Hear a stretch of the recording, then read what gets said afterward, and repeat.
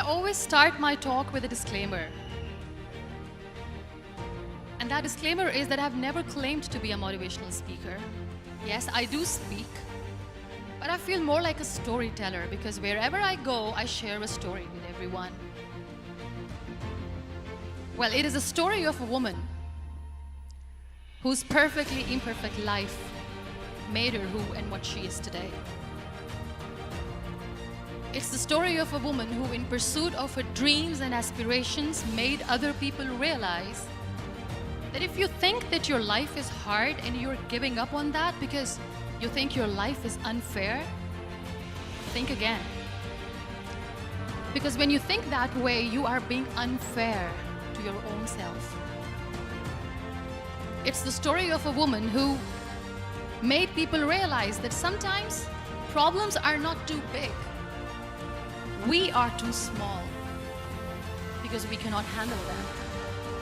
It is the story of a woman who with time realized that real happiness doesn't lie in success, money, fame. It lies within. Real happiness lies in gratitude. So I am here and I'm going to share the story of that woman. That is my story. The story of gratitude. Many people speak before they think, but I know the value of words. The words can make you, break you, they can heal your soul, they can damage you forever. So I always try to use the positive words in my life wherever I go. They call it adversity, I call it opportunity. They call it weakness, I call it strength. They call me disabled, I call myself differently able. They see my disability, I see my ability. There are some incidents that happen in your life, and those incidents are so strong that they change your DNA. Those incidents or accidents are so strong that they break you physically. They deform your body, but they transform your soul. Those incidents break you, deform you, but they mold you into the best version of you. And the same thing happened to me. And I'm going to share what exactly happened to me. I was 18 years old when I got married. And this thing I'm sharing for the very first time on an international level. I was 18 years old when I got married. I belonged to a very conservative family, a Baloch family, where good daughters never say no to their parents. My father wanted me to get married. And all I said was, if that makes you happy, I'll say yes. And of course, it was never a happy marriage. Just about after 2 years of getting married, about 9 years ago, I met a car accident. Somehow my husband fell asleep and the car fell in the ditch. He managed to jump out, saved himself. I'm happy for him. But I stayed inside the car and I sustained a lot of injuries. The list is a bit long. Don't get scared. I'm perfectly fine now. Radius ulna of my right arm were fractured. The wrist was fractured. Shoulder bone and collarbone were fractured. My whole rib cage got fractured. And because of the rib cage injury, lungs and liver were badly injured. I couldn't breathe. I lost urinary bowel control. That's why I have to wear the bag wherever I go.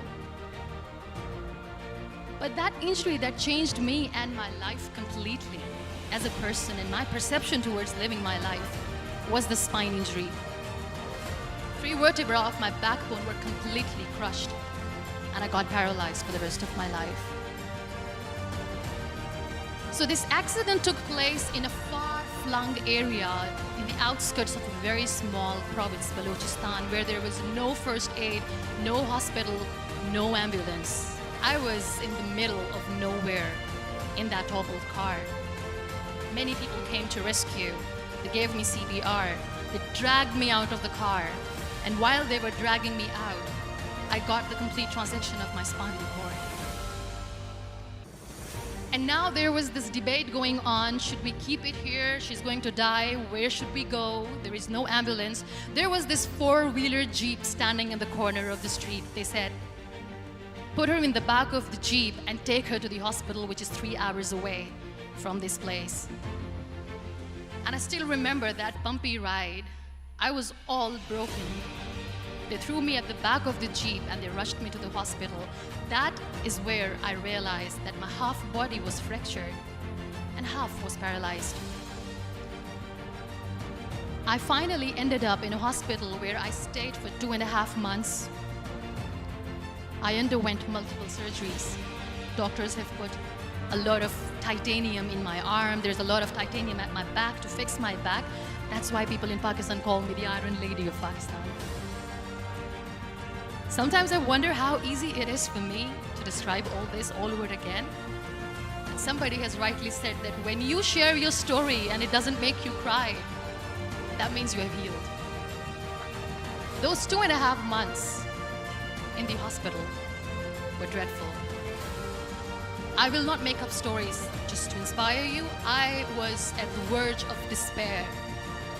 One day, doctor came to me and he said, well, I heard that you wanted to be an artist, but you ended up being a housewife. I have a bad news for you. You won't be able to paint again because your wrist and your arm are so deformed, you won't be able to hold a pen again. And I stayed quiet. Next day, doctor came to me and said, your spine injury is so bad, you won't be able to walk again. I took a deep breath. I said, it's all right.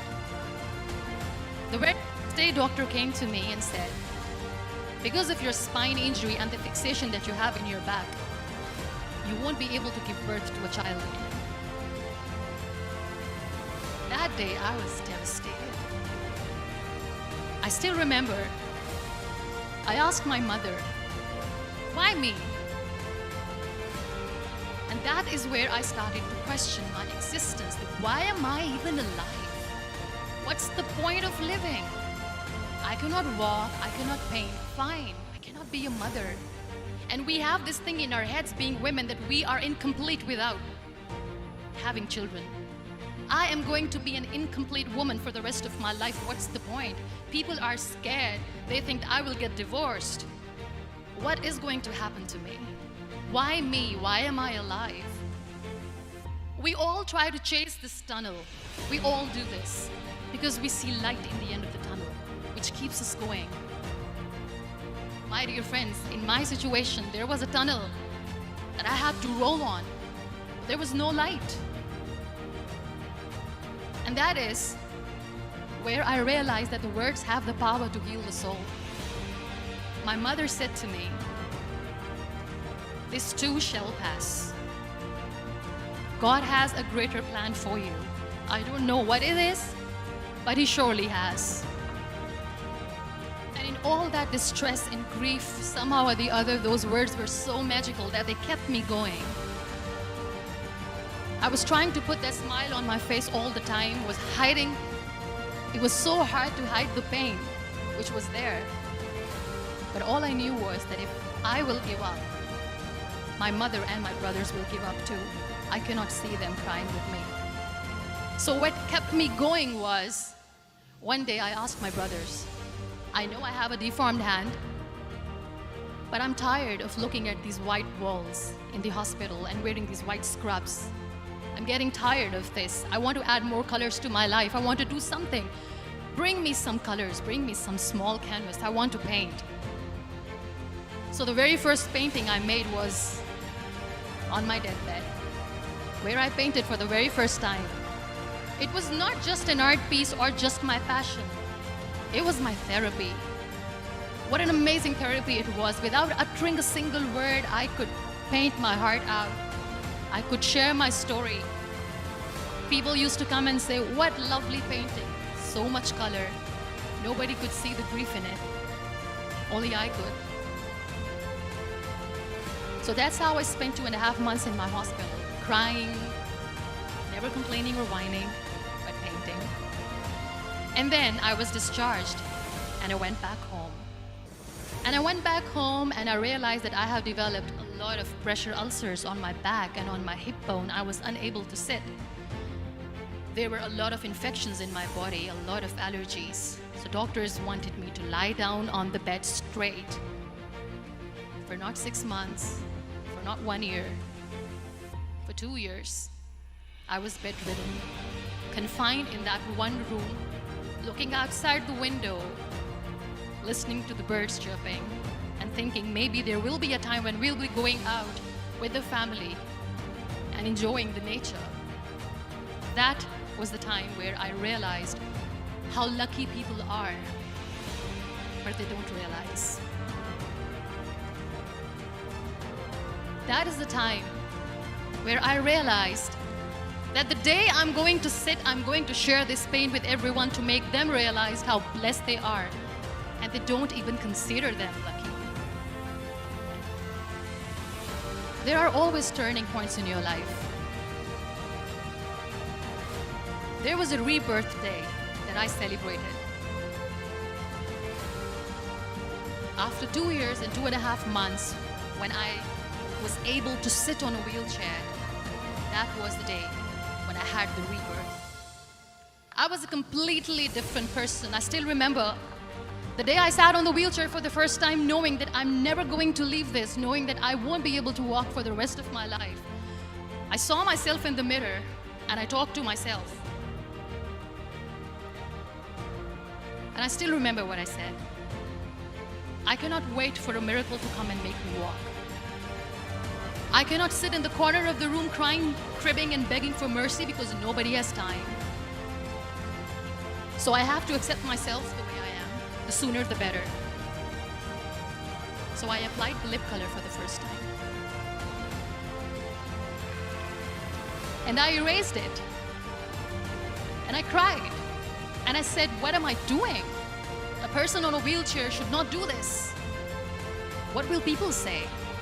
Clean it up. Put it again. This time I put it for myself. Because I wanted to feel perfect from within. And that day I decided that I'm going to live life for myself. I am not going to be that perfect person for someone. I am just going to take this moment and I will make it perfect for myself. And you know how it all began? That day I decided that I'm going to fight my fears. We all have fears. Fear of unknown, fear of known, fear of losing people, fear of losing health, money. We want to excel in career, we want to become famous, we want to get money. We are scared all the time.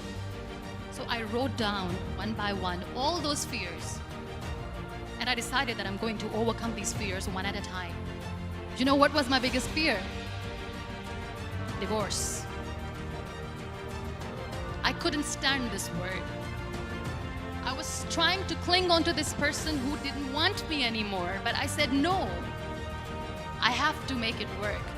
But the day I decided that this is nothing but my fear, I liberated myself by setting him free. And I made myself emotionally so strong that the day I got the news that he's getting married, I sent him a text that I'm so happy for you and I wish you all the best. And he knows that I pray for him today.